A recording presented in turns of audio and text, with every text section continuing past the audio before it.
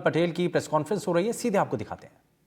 प्रतिपादित किया है, ये फैसला दिया है कि जिस कानून के तहत प्रक्रिया प्रारंभ कर दी जाती है उसका निस्तारण भी उस कानून के तहत ही होगा। ऐसे स्थिति में मित्रों, मैं आपके समक्ष ये निवेदन करूंगा कि प्रतिपक्ष के नेता ने जो धारा 19 के तहत एकमात्र ये ऐतराज किया है कि उन्होंने नियुक्तियां नए कानून में नहीं करके या नागरिक सुरक्षा संहिता में नहीं करके दंड प्रक्रिया संहिता की धारा 1973 के तहत जो अवैध है वो उनका आधार, उनका मत, उनका ऐतराज पूर्ण रूप से निराधार है, बिना किसी तथ्यों से आधार पर है और कानून के विपरीत है। मात्र ऐतराज करने के लिहाज से ऐतराज किया है। मित्रों, इतना ही नहीं, भारत सरकार ने भी अभी अपनी अधिसूचना जारी की है 16 जुलाई 2024 को, और उसमें भी भारत सरकार ने स्पष्ट रूप से कहा है कि जिस अधिनियम विनियम या जिसके तहत कार्रवाई प्रारंभ कर दी गई है उसका कार्रवाई उसी के तहत निर्णय किया जाएगी। और उन्होंने ये स्पष्ट रूप से लिखा है, उसके जो वर्डिंग मैं आपको पढ़ता हूँ, किसी अधिनियम के अधीन बनाए गए नियम, विनिमय किया गया आदेश या अधिसूचना, अध्यादेश या विनिमय जहाँ तक दंड प्रक्रिया संहिता के प्रवर्त किया जाता है तो उसे भारतीय नागरिक सुरक्षा संहिता के रूप में पढ़ा जाएगा। उन्होंने कहा है कि ये जो दंड प्रक्रिया संहिता 1973 के जो आदेश होते हैं उसको नागरिक सुरक्षा संहिता 1973 के तहत ही पढ़ा जाएगा, ऐसा ही माना जाएगा। एक भी दूसरा किसी तरह का कोई आक्षेप, कोई आधार, कोई गलती किसी तरह का नहीं बताया गया है। ऐसी स्थिति में उन्होंने जो कोई तथाकथित बिना आधार का आक्षेप किया है वो पूर्ण रूप से निराधार है। मैं यहाँ भी स्पष्ट कर दूं कि जो उन्होंने नारेबाजी की, अगर उनमें थोड़ा बहुत भी दम होता, सत्यता होती, नैतिकता होती तो इस नोटिस में भी लिखते कि एजी या डबल एजी का नियुक्ति कैसे हुई है। 7 महीने 6 महीने पहले विधिवत हुई है, उसके संबंध में बिना किसी तरह का ऐतराज, बिना कोई नोटिस दिए, बिना कोई सूचना दिए इस तरह का ऐतराज किया। इसमें एकमात्र ऐतराज था, एकमात्र ऐतराज था कि पुरानी दंड प्रक्रिया संहिता और नई दंड प्रक्रिया संहिता। इसलिए मेरा निवेदन है, ऐसे बेबुनियाद ऐतराज, समय बर्बाद करना, विधानसभा की प्रक्रिया कार्रवाई चलना, और चूंकि पहली बार बजट सत्र पूर्ण जब तक हमारी सरकारी कार्रवाई पूरी हुई उस तक किसी तरह का उनका कोई किसी नहीं चला, न उन्होंने कोई ऐतराज किया। मैं आज आपकी मार्फत विनम्रता से निवेदन कर रहा हूं कि पर्ची सबसे ज्यादा लगी सत्तारूढ़ दल की लगी, ध्यानाकर्षण सबसे अधिक लगे सत्तारूढ़ दल के लगे, प्रश्न लगे सबसे अधिक प्रश्न हमारे लगे। एक स्थगन लगाने का उनका अधिकार है, वो स्थगन हम सत्तारूढ़ दल वाले लगा नहीं सकते नियमों के अनुसार। बाकी उनका कोई, उनके जितने भी सहयोगी है, विपक्षी दल के जो भी माननीय सदस्य है, उन्होंने सक्रियता से इस सदन में भाग ही नहीं लिया और मात्र व्यवधान करना या समाचार पत्रों की सुर्खियां बनना, इस लिहाज से ही उन्होंने कार्रवाई की है। इसलिए मैं उनके कर्तव्य की घोर निंदा करता हूं। और जो हमारा घटनाक्रम 2 दिन चला उसके संबंध में आदरणीय जोगेश्वर जी गर्ग आपसे मुताबिक होंगे। ये जो आप इस बारे में सफाई दे रहे हैं उसमें मामला और है, कांग्रेस ये भी आरोप लगा रही है कि बीजेपी के जो केंद्रीय नेतृत्व है उनकी तरफ से डायरेक्शन है कि वो मंत्री उन्होंने किसी लाभ की बात नहीं दे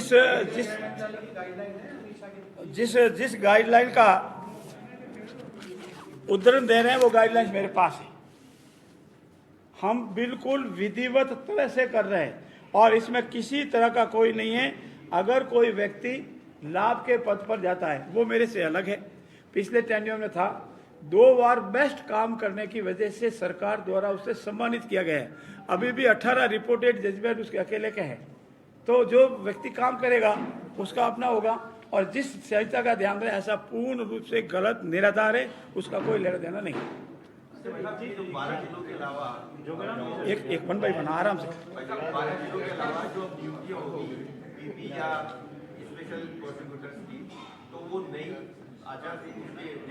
जैसा मैंने आपसे निवेदन किया, जो प्रक्रिया जिस कानून के तहत प्रारंभ हो जाती है उसका अंतिम निस्तारण भी उसी कानून के तहत होता है।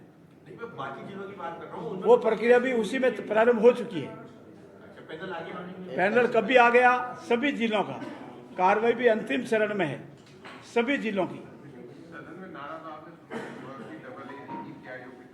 वो बिना किसी आधार के, बिना धराधार के, इस नोटिस में बिना लिखे ही ऐसे आरोप लगा दे, उसका कोई निराकरण नहीं है। अगर हिम्मत होती तो जैसा उन्होंने ये आरोप लगाया वैसा इसमें लगा देते, मैं जवाब देता। कोई आरोप नहीं, इसमें सिर्फ एक ही लिखा है कि नई और पुरानी सीआरपीसी के तहत नियुक्ति। धन्यवाद। जो आपने कहा कि एजी की नियुक्ति सही है, तो सरकार ने हाईकोर्ट में जो केस है उसमें पुराने एजी को क्यों लेकर के, क्या कोई कॉम्पिटेंट नहीं है? नहीं, ये विषय नहीं होता है। एक डॉक्टर और वकील, उसकी कोई जाति, उसका कुछ नहीं होता है। जिनको नियुक्त करना है उसका नियुक्त किया है, नियुक्त बदलती रहती है, नियुक्ति होती रहती है। और जो हमारा एजी जो है वो ठीक समझा, उनको नियुक्ति उनके सहयोग के लिए है। वो एजी ही उसमें हमारा पार्टिसिपेट कर रहे हैं और एजी साहब के सहयोग के लिए चाहिए। वो कॉम्पिटेंस इनकॉम्पिटेंस का विषय ही नहीं जो कि सवाल ये जो सवाल उठा रहा है वो कह रहा है कि जो डबल एजी जो बनाया गया है, आप अगर मंत्री नहीं होते तो वो डबल एजी नहीं बन पाते। सवाल ये, मैं पिछली बार मंत्री नहीं था, वो फिर भी सरकार में इसी पद पर था। आपके डिनर और फिल्म का बहिष्कार कर दिया है। विपक्ष ने कहा है कि सावरकर फिल्म देखने ना आज जाएंगे ना कल, अगर गांधी फिल्म दिखाते तो जरूर जा सकते थे, लेकिन जो रवैया उसको लेकर बहिष्कार कर ये सारा मनमुटाव हुआ है असेंबली में, उससे मतलब एक बहुत किरकिरी हो गई है दोनों के बीच में, तो उससे नाराज है। हमारी किरकिरी हमारे पार्ट पे आप सब हमारे प्रत्यक्षदर्शी हो। आपने एक भी ऐसा दृश्य देखा हो जो हमारी तरफ से, वो आराम से हमारी कार्रवाई, जो हमारा आज का एजेंडा था वो आराम से चला और पूरा हुआ। कल भी हमारा एजेंडा था, वो पूरा हुआ। अब एजेंडे के बाद में करे उसकी वो जाने। हमारा इस तरफ से कोई किरकिरी का इरादा न तो था, न है, और न भी इरादा किरकिरी मानते हैं। वो कह रहे हैं कि फिल्म वीर सावरकर नहीं देखेंगे, अगर गांधी दिखाते तो हम आएंगे। वीर सावरकर दिखानी या गांधी दिखानी, ये निर्णय हमारे मुख्यमंत्री कार्यालय का है, मुख्यमंत्री जी की तरफ से है। और वीर सावरकर एक इतिहास में महान पुरुष हुए। आज़ादी में उनका जो योगदान है, उनका जो त्याग है, उसकी कोई मुकाबला नहीं हो सकता। तो आपको पता है कि वीर सावरकर का विरोध करेंगे, तो आपने यही इसका जवाब उसका आरोप है कि मुकेश ठाकर जी ने जो मार्शल थे उनको काटा। आप वो बता रहे हैं।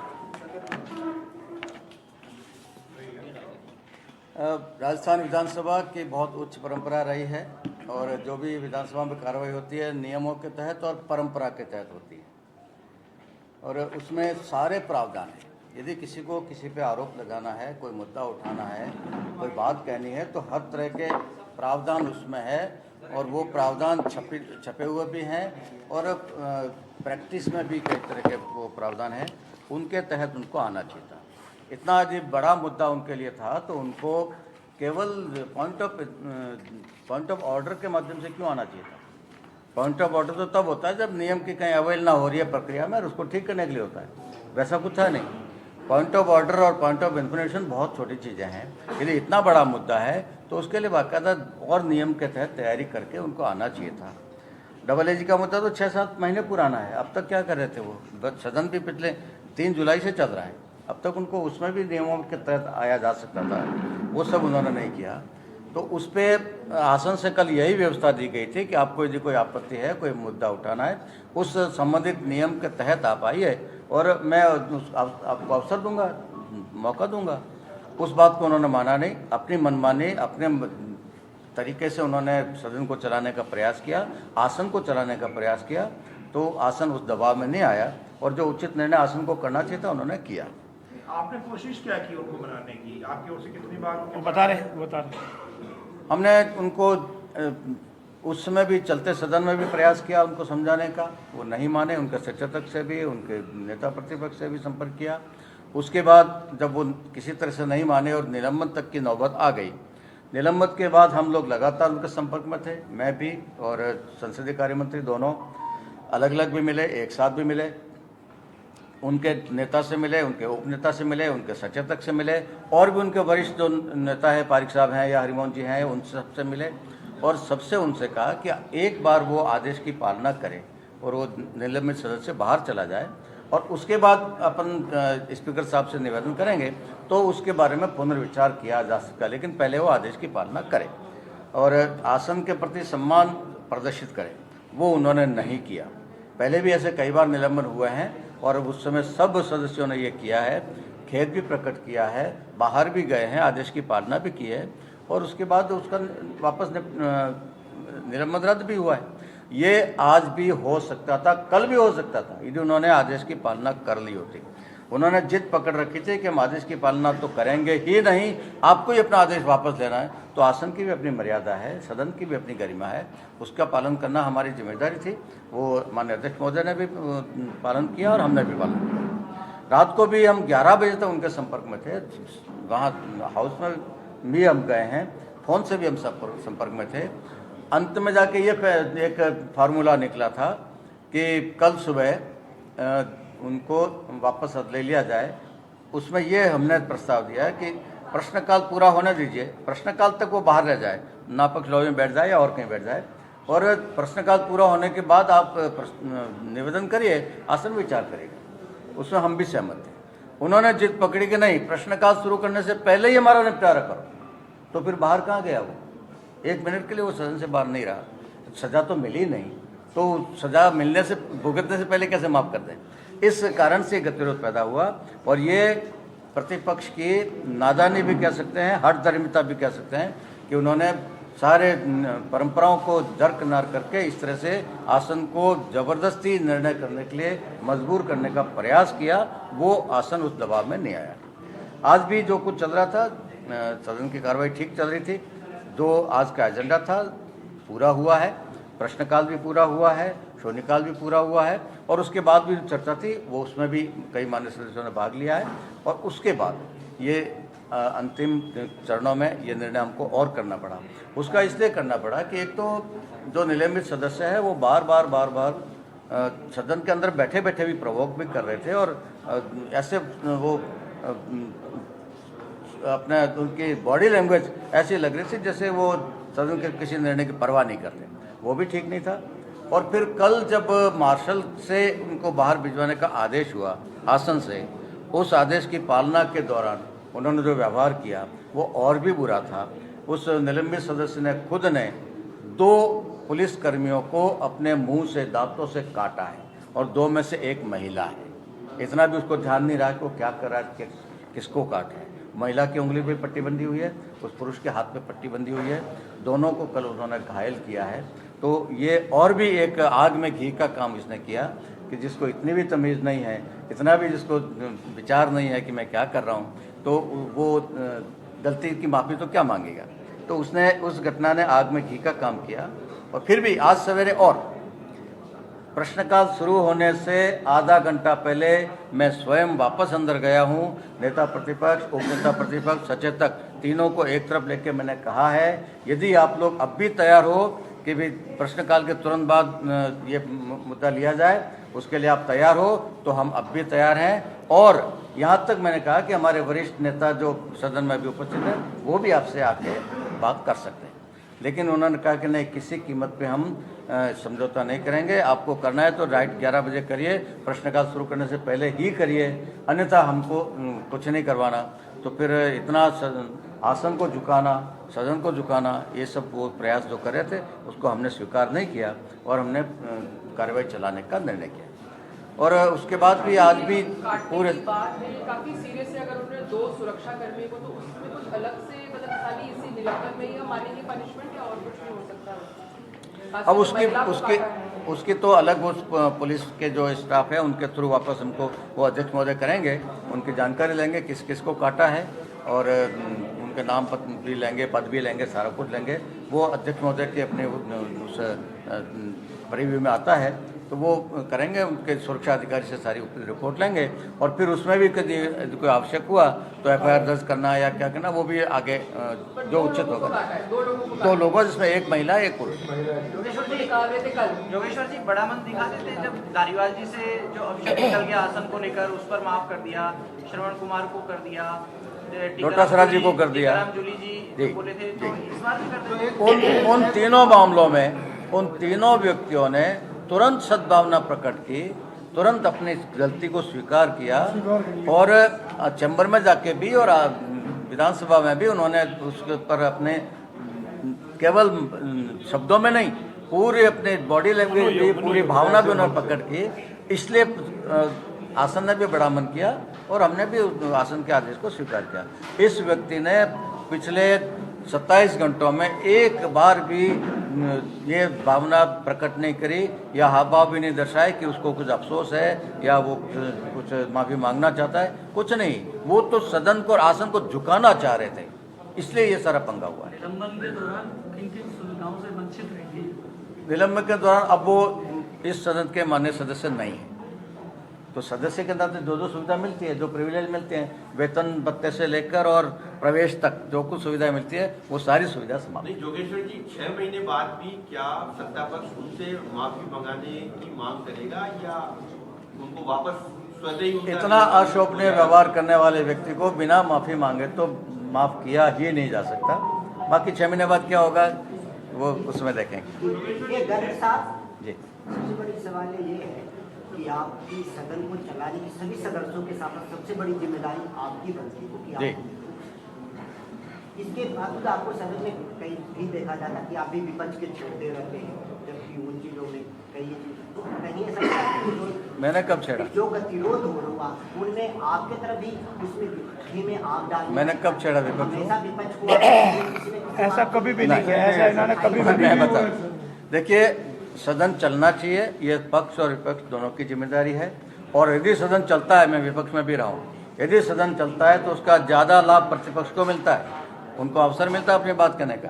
हम तो बिना सदन में बोले भी हमारे काम करवा लेंगे, उनके पास एक ही अवसर होता है, वो अवसर उन्होंने 2 दिन में खोया है।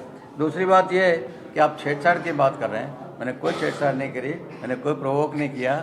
मैंने सिर्फ इतना कहा था अभी अंत में कि वो थोड़े ठंडे पड़ते लग रहे थे, 70 लोग खड़े हैं और 4 लोग नारा लगा रहे, तो नेता प्रतिपक्ष कमजोर नहीं पड़ जाए, इसलिए मैंने कहा थोड़ा और लोगों को बुलवाइए, मजबूत कर दी, इतनी सी बात थी। और अच्छा, इसके साथ एक सवाल और भी है कि सत्ता पक्ष को या विपक्ष को सदन चलाने में आप लोग इतिहास रचने जाने की बजाय आप लोग इतिहास को दोहराने में ही ज़्यादा आप लोग विश्वास रखते हैं? नहीं, हमने आज इतिहास रचा है। मैं भी प्रतिपक्ष में रहा हूँ, जब हम विरोध कर रहे होते थे सदन चल नहीं पाता था, आधे घंटे के अंदर उनको सदन समेटना पड़ता था।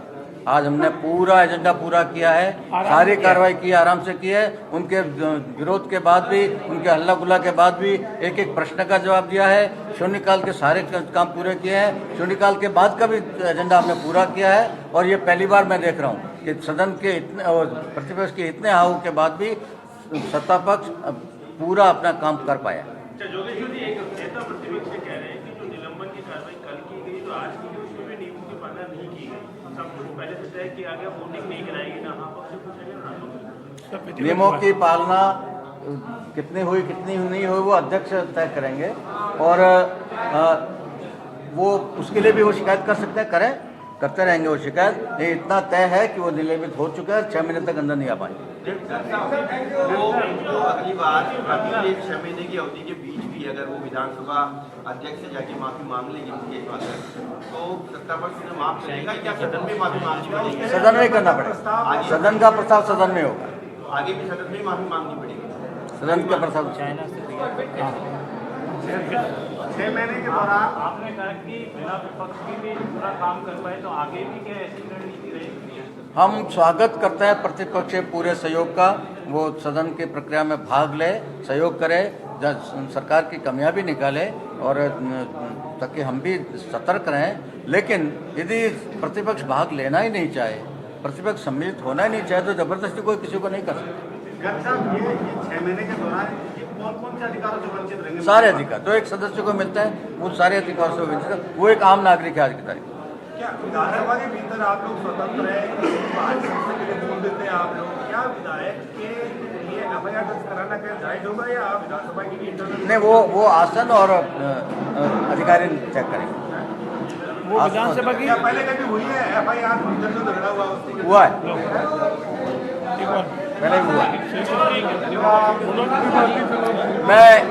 मैं आप सब मित्रों को आमंत्रित करता हूँ चाय और नाश्ते के लिए। आप लोग ले लीजिए, लगवा देते हैं। सभी तो विधानसभा में कांग्रेस विधायकों के हंगामे को लेकर के हर एक सवाल का जवाब यहां पर मुख्य सचेतक जोगेश्वर गर्ग की तरफ से दिया गया। इसमें मंत्री भी उनके साथ में मौजूद रहे। कई सवाल थे जो कि मीडिया कर्मियों ने भी पूछे और इन सवालों के बीच सवाल ये भी कि निलंबन आखिर क्यों कर दिया गया, परिस्थितियां ऐसी क्या बनी, और इससे पहले भी जब सदन के अंदर गहमा गहमी होती है, तनातनी भी दिखाई देती है, एक दूसरे के ऊपर छींटाकशी भी होती है, लेकिन इस सब के बीच में इतना बड़ा एक्शन लेना क्या वाकई में उचित है, जिसको लेकर के कांग्रेस पार्टी के नेता लगातार सवाल उठा रहे हैं।